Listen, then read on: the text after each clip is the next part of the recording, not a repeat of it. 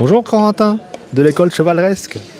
Bon, je vais hop là, inverser, gymnastique, et bonjour tout le monde. Ah, il y a une personne. Alors, tu fais partie de l'école chevaleresque. Donc là, on est en direct. Je teste direct. Enfin, je teste. Là, je lance le direct. Voilà. Je vais pas dire à l'arrache, mais presque. Donc, je voudrais faire connaître les AMHE à ceux qui ne connaissent pas. Et en même temps, retranscrire les AMHE pour ceux qui connaissent déjà ce format de duellator. Depuis combien de temps je t'ai déjà posé la question une première fois, mais là, comme on est en direct, je vais reposer à peu près la même question. Depuis combien de temps tu pratiques les AMHE? Depuis septembre. Depuis septembre. Et comment tu as découvert les AMHE? Par internet. Ok. Et quel sport tu pratiquais avant? La course à pied. En fait, les AMHE, t'es tombé comme ça par internet, t'as fait une recherche précise ou t'es tombé dessus par hasard? Un peu par hasard. Je savais que ça existait, qu'il y avait un truc à part l'escrime.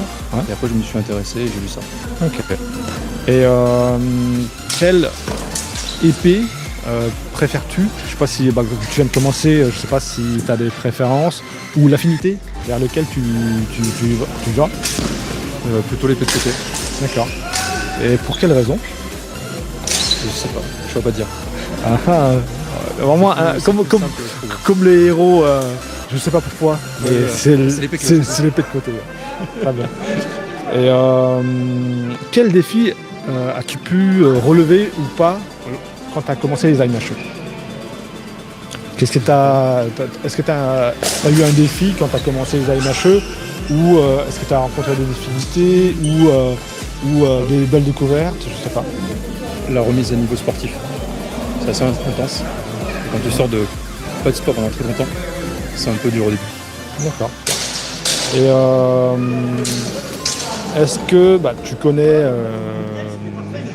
après j'allais dire quel maître d'escrime, quelle source d'escrime tu aimes bien, en fait tu viens de commencer, mais après alors une autre question. Si ton escrime serait une musique, laquelle serait-elle? J'aimerais bien que c'est du classique, parce que c'est beau, c'est joli et tout. C'est propre, c'est prestigieux. Mais c'est un peu plus brouillon. Et est-ce que tu as, entre l'envie, pour toi, ton escrime classique, on va dire à l'esprit cette musique classique, vas-y. Comment tu vois ton échange, les échanges que tu as eus depuis tout à l'heure? Alors c'est pas très construit. J'essaie de faire bref et rapide. D'accord. Je me dis, comme je suis pas très bon, sur la longue durée, je vais faire plus d'erreurs. Voilà. Et par rapport à ce que tu as pu, on va dire, apprendre pendant les cours, les sessions de l'année, est-ce que tu reprends les principes ou des choses que tu as appris, ou là, c'est... Quelques trucs qui ressortent. J'essaie de les mettre, mais je sais pas si ça rend aussi bien que je voudrais. Voilà. Après, avoir un adversaire non conciliant...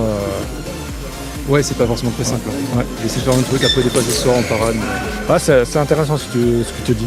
Parce que entre la théorie de comment on devrait réagir, après comment on applique aussi ces principes, les principes qu'on apprend, ou des techniques, on va dire des passes d'armes qu'on apprend,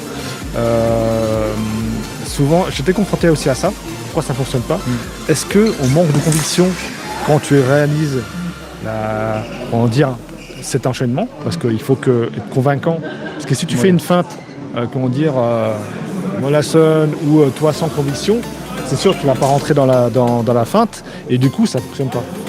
Tu vois ce que je veux dire? Et là, en condition quasiment réelle, où l'autre il n'a pas rentré dans ta feinte, il n'a pas envie de rentrer dans ta feinte, mais si tu es assez convaincant, il va rentrer dedans et là ça peut fonctionner. C'est-à-dire qu'il faut beaucoup plus appuyer les techniques, beaucoup plus approfondir des attitudes pour pouvoir l'amener. Je sais pas si tu vois ce que je veux dire. Ouais, mais je pense que j'en suis pas si je me retrouve l'épée comme toujours au retour. Parce que c'est plus... Comme beaucoup de débutants, on se sous-estime, moi le premier. Et après, il faut s'amuser. Oui, voilà, je m'amuse. Mais là, tu as pu voir, on va dire, découvrir les points forts, les terrains où tu es en confort, d'autres moins. En plus, avec des adversaires quasiment tous différents. Autant il y a un qui peut être très dur, l'autre il va être plus malléable.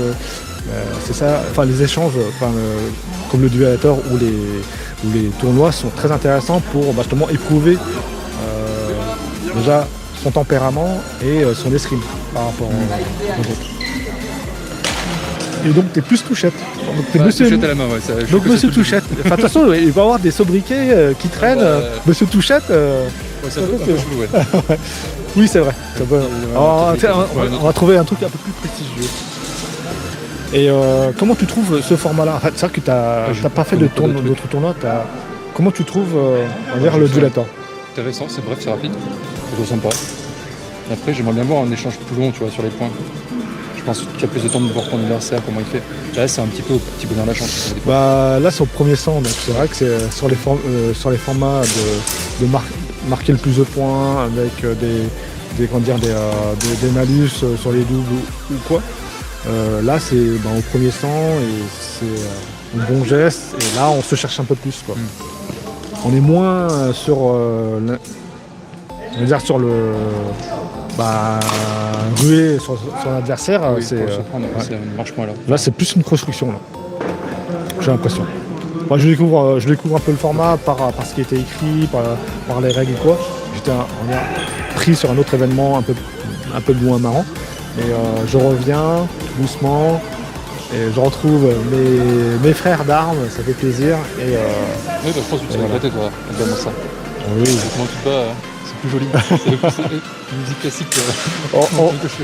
Après, c'est du travail, comme on a déjà discuté, c'est assez ingrat parce que, entre guillemets, sur un point de vue, je perds mes combats, mais sur un autre point de vue, je suis doublement gagnant parce que j'ai de la matière à travailler.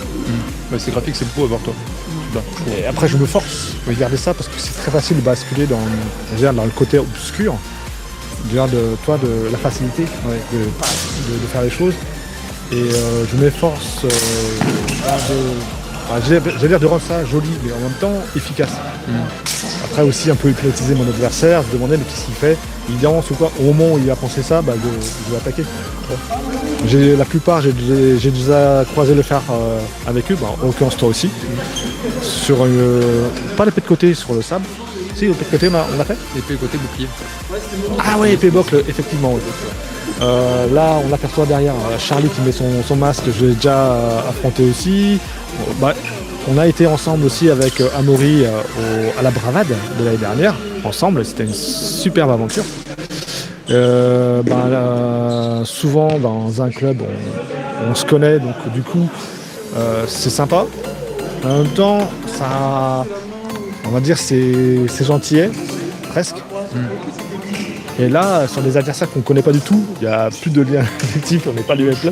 Ils sont sympathiques les adversaires. On n'a pas de grosses brutalités. C'est un respect d'épéiste à épéiste, c'est-à-dire on pratique la même discipline. Du coup, il y a ce respect-là de je vais donner le meilleur de moi-même et son adversaire aussi. Et oui, je comprends. Je le vis aussi. Il en reste encore un. Encore un? Ouais. Contre Émeric. Ah, merci, bonne continuation. Merci.